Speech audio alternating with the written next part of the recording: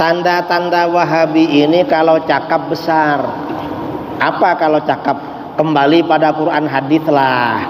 Padahal dia tak pernah belajar Quran hadis. Kadang-kadang nggak bisa baca Quran. Cakapnya aja yang besar. Jangan merayakan Maulid. Kenapa? Nabi tak pernah melakukan. Cakap begitu. Itu kalau cakapnya, ya. Wahabi ini kalau cakap sering membid'ahkan orang, mensyirikkan orang, mengkafirkan orang, menyesatkan orang. Itu tanda-tanda kalau mereka cakap. Kalau ceramah sikit-sikit itu bid'ah, itu syirik, biasanya Wahabi. Ini tanda-tanda kalau cakap, ya. Kemudian kalau tanda-tanda beramal, kita ini di Nusantara, rumpun bangsa Melayu, sholatnya mengikuti mazhab Imam Syafi'i. Kalau tak ikut mazhab Imam Syafi'i, biasanya Wahabi. Macam mana? Kalau kita mau sholat baca usolli. Kalau Wahabi tak ada usolli. Lalu kalau berdiri sholat, kalau kita ini tangan biasanya di bawah susu, di atas pusar. Wahabi sekarang ada yang di bawah leher, macam layang-layang. Ada yang di sini. Ini cara sholat. Kita ini mazhab Imam Syafi'i, kalau sholat basmalahnya jahar. Bismillahirrahmanirrahim. Alhamdulillahi rabbil alamin. Kalau Wahabi kadang langsung baca alhamdulillah. Kita dalilnya apa baca basmalah? Pertama Al-Quran.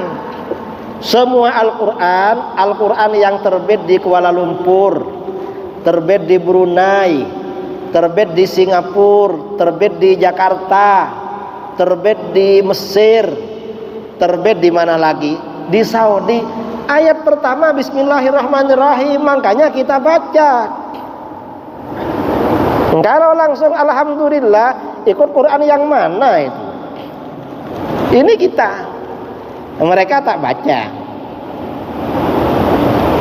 Memang sebagian mazhab tak baca, itu mazhab Maliki dan mazhab Hambali.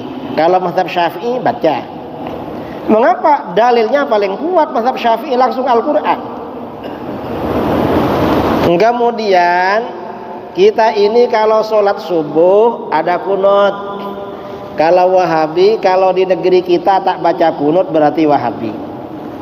Kadang-kadang bermakmum di masjid kita, tapi ketika imam baca kunut semuanya angkat tangan, dia tak angkat tangan dan diam. Mengapa diam? Ya tak tahulah apa yang dia lakukan. Makmum tapi tak sama dengan imam. Ya Wahabi ini.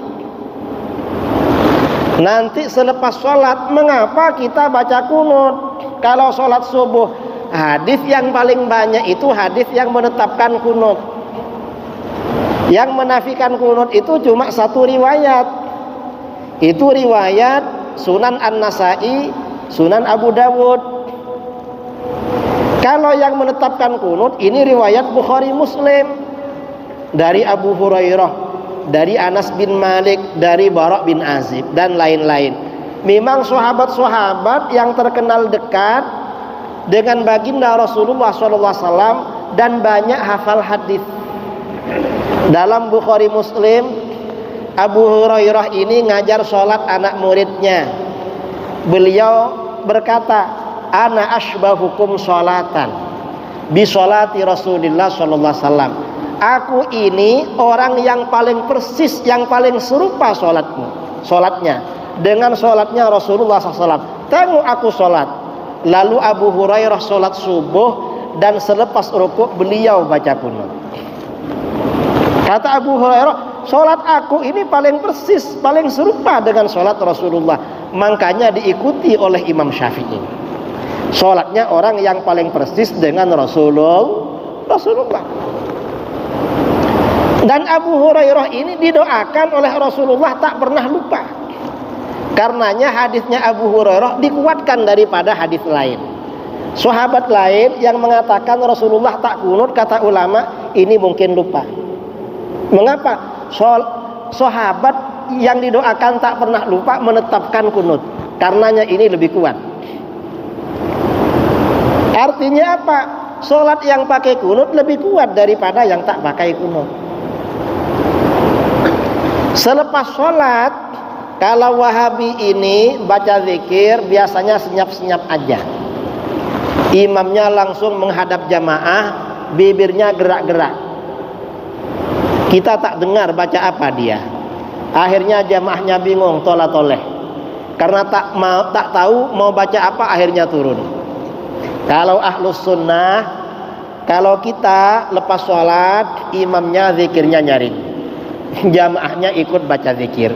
Mengapa? Zikirnya Rasulullah SAW itu pakai suara nyaring.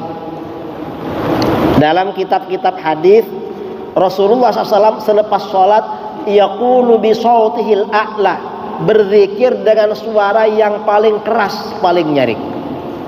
Itu zikir baginda. Dan jamaahnya nyaring. Mengapa nyaring? Dalam riwayat Bukhari, Musnad Imam Ahmad, Abu Dawud, Tirmidzi, Nasai, Ibnu Majah dan lain-lain, para sahabat itu selepas sholat zikirnya nyaring. Karenanya kita selepas sholat zikir pakainya nyaring. Kita ini ada dalilnya semua saudara. Ini ibadah, lepas itu doa bersama. Mengapa doa bersama? Doa bersama ini ajaran Al-Quran, ajaran hadis, ajaran para sahabat. Kita lakukan. Ini ibadah sholat. Kalau tradisi masyarakat, kalau orang ahlus sunnah ini bulan Rabiul Awal merayakan Maulidur Rasul, nanti bulan Rajab merayakan Isra Mi'raj, bulan Ramadan merayakan Nuzulul Quran. Wahabi ada apa enggak? Enggak ada. Kalau kita ada. Mengapa mengadakan? Di dalam Al-Quran, wa dzakirhum bi ayyamillah, ingatkan mereka dengan hari-hari Allah. Hari-hari Allah maksudnya apa? Hari-hari di mana Allah memberikan kenikmatan pada mereka. Lahirnya Rasulullah bagi kita kenikmatan, kita adakan peringatan. Isra Mi'rajnya Rasulullah bagi kita kenikmatan, kita rayakan peringatan. Kemudian turunnya Al-Quran juga kenikmatan, kita rayakan peringatan. Kalau ada orang mati, kita biasanya baca talqin. Betul? Baca talqin, mengapa? Ijma' umat Islam dari dulu baca talqin, ada hadisnya.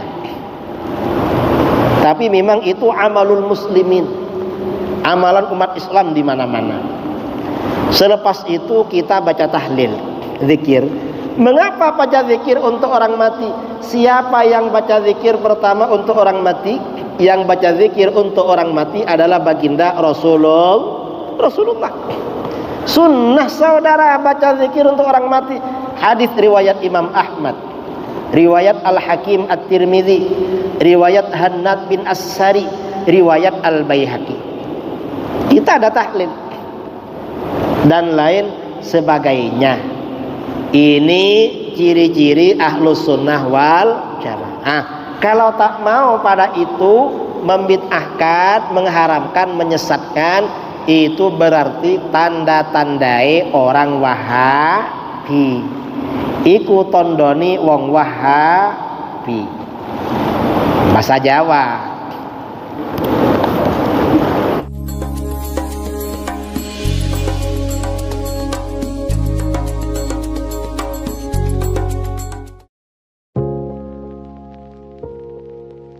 Assalamualaikum warahmatullahi wabarakatuh. Saudara-saudara kaum muslimin dimanapun Anda berada, di seluruh Indonesia maupun di luar negeri, perkenalkan saya Al-Fakir Muhammad Idrus Ramli mengajak saudara-saudara sekalian untuk menyisihkan sebagian hartanya sebagai donasi bagi program peduli pendidikan yang dikelola oleh LAS, Lembaga Amin Zakat Sidogiri. Program ini merupakan bantuan untuk biaya pendidikan yang diberikan kepada anak didik binaan LAS Sidogiri yang meliputi 1. Beasiswa anak yatim dan duafa, 2. Beasiswa anak berprestasi, 3. Peningkatan SDM guru, dan 4. Penugasan dai dan atau tenaga pengajar. Silahkan saudara-saudara, kami tunggu donasinya melalui rekening yang tertera di video ini. Insya Allah harta kita akan semakin berkah, semakin dimudahkan, semakin lancar, semakin bertambah. Amin, Allahumma amin. Dari saya, Assalamualaikum warahmatullahi wabarakatuh.